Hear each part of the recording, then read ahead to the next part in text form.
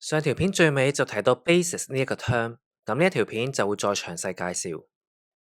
假設 V 係一個 vector space， 如果 V1 至 Vn 呢一個 set 係 V 嘅一個 basis， 係會滿足兩個條件。第一，佢哋係 linearly independent， 每一支 vector 都係必要嘅，任何一支 vector 都唔可以用其他嘅 vectors 去表示。第二，佢哋會 span 到 V， 即係任何一支 V 嘅 vector 都可以寫做 V1 至 Vn 嘅 linear combination。簡單嚟講 ，basis 就會係最細嘅 spanning set。呢一度大細係講緊裡面有幾多支 vectors 咁解。先睇第一個例子 ，E1、E2、E3 係咪 R3 嘅一個 basis？ 首先我哋會 check 下個 linear independence。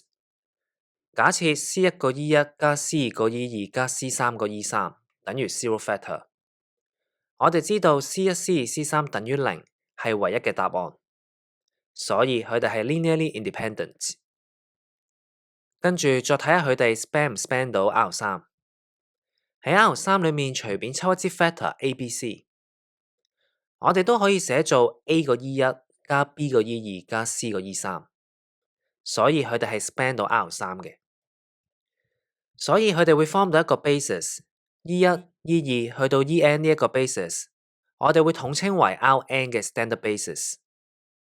喺呢一個 case R3， 我哋只係用標準嘅坐標方向去砌翻 R3 嘅所有 vectors， 我哋用翻 x、y、z 三個方向。由於 basis 裏面今次有3支 vectors， 我哋會話 R3 嘅 dimension 係3，亦都可以理解成要3個互不相關嘅方向先可以砌翻成個 R3 出嚟。再睇第二個例子，3支 vectors 1、2、3、-2、10、1、0、1係咪 R3 嘅一個 basis？ 首先我哋會 check linear independence。假設 C1 個1、2、3加 C2 個-2、10加 C3 個1、0、1等於 zero vector， 將佢寫做 matrix 嘅 format。由於 coefficient matrix 嘅 determinant 不等於0，我哋知道呢個 homogeneous system 只會有 trivial solution， 即係話 C1、C2、C3 會同時等於0，冇其他嘅答案，所以佢哋係 linearly independent。跟住再睇下佢哋 span 唔 span 到 R3， 即係話喺 R3 裏面隨便抽一支 vector A、B、C， 可唔可以寫做呢3支 vectors 嘅一個 linear combination？ 但同樣寫做 matrix 嘅 format 之後，由於 coefficient matrix 嘅 determinant 不等於0，我哋知道會有一個 unique solution， 即係話可以寫做呢3支 vectors 嘅一個 linear combination， 佢哋係 span 到 R3 嘅。所以佢哋都會 form 到一個 basis， 呢3支 vectors 3個方向都係互不相干，所以都砌到 R3。由此可見，一個 vector space 係可以有多過一個 basis， 但係唔同 basis 裏面 vectors 嘅數目都會一樣，即係話 dimension 係不變嘅。呢一版會介紹幾個同 basis 有關嘅 theorems。假設 V 係一個 vector space，dimension 係 n。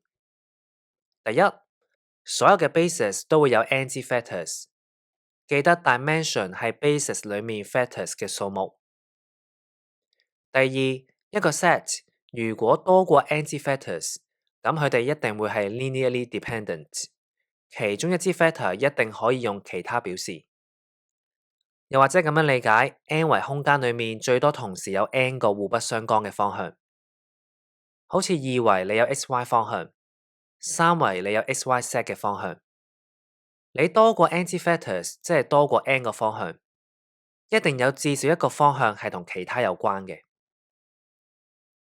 第三，一個 set 如果少過 n 支 vectors， 佢一定 span 唔到 V。今次調翻轉，我哋嘅方向唔夠。第四，如果你有 n 支 linearly independent 嘅 vectors， 佢一定會 span 到 V， 所以 form 到一個 basis。而最後呢一個 theorem 幫我哋慳到好多時間。翻去 R3 呢個例子，透過 standard basis， 我哋知道 dimension 係3，即係話所有嘅 basis 都會有3支 vectors。所以頭先例子2，如果你想知道1、2、3 -210同埋101方唔方到 basis？我哋只需要 check linear independence 就可以。